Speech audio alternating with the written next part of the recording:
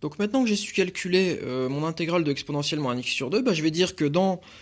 ma primitive à calculer, si je reprends la primitive de base, qui est l'intégrale de 0 à a de x sur 4 exponentielle moins x sur 2, bah, je peux dire sans souci maintenant que ça, c'est mon,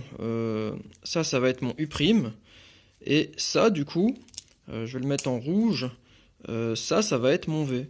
Et donc, je vais utiliser ma formule d'intégration par partie qui me dit que ça va être, tout ça va être égal à u fois v pris entre les bornes de l'intégrale, c'est-à-dire ici entre 0 et a, moins l'intégrale de uv', donc u fois v' dx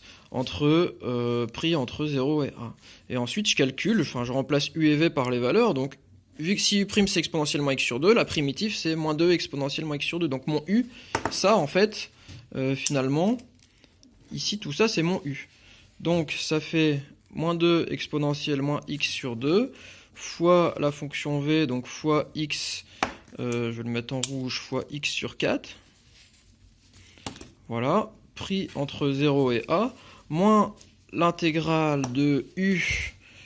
donc on a dit moins 2 exponentielle moins x sur 2, fois v', donc fois v', dérivé de x sur 4, bah ça fait 1/4, donc fois 1/4 dx entre 0 et a.